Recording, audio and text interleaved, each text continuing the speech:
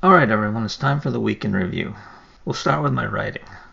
I managed 26 pages for the week. Not exactly fantastic, but certainly better than nothing. Barely better than nothing. But I didn't have any zeros, so that was certainly a good thing. The Portal Thieves audiobook came back from my narrator, and I'm currently in the middle of proofing. I hope to be done by Monday. The Heart of Alchemy, the 6th book of the Portal War saga, is currently with my proofreader.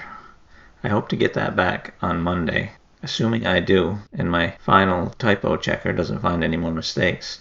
I should have it up for sale on PayHip by the end of the week, knock on wood. So that's it for my updates. Now for a couple of news stories that caught my eye.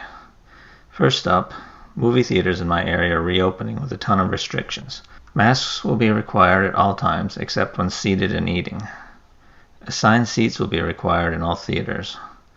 Social distancing between parties will be required at all times.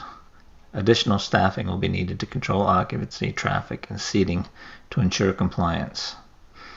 Theaters must meet enhanced air filtration, ventilation, and purification standards.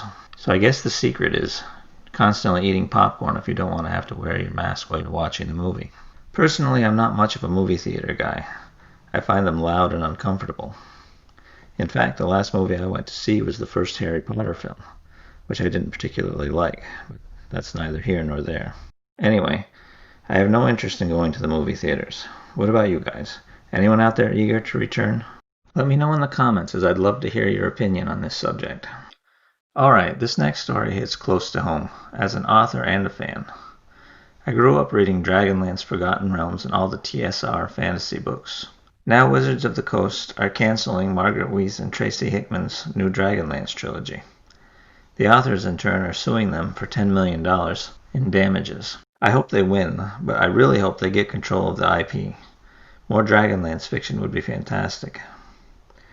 To anyone out there thinking of publishing with a traditional publisher, let this be a lesson. No matter how much work you do for them or how good it is, you'll never have real control of your writing.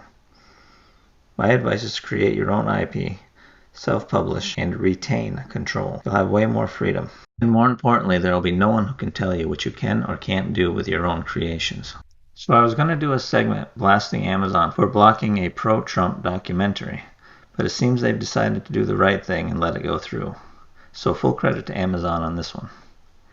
Now they need to do the exact same thing for Shelby Steele's documentary. Hopefully they will. Maybe not. I'll keep you posted. So I end the week in review with something funny. This is a quote from paleontologist Daniel Field. Quote, "When you look into the eyes of a chicken, you're looking into the eyes of an actual living dinosaur." Unquote. The name of the article this came from is The Chicken, a dinosaur eaten by humans and kept as a pet. I don't know why, it's just struck me as hilarious. I hope it did you as well. God knows we could use a laugh. That's it for the week in review. See you next time. Just a quick reminder that you can find all my books on my website, jamesewisher.com. Thanks for listening, and I'll talk to you again soon. Bye.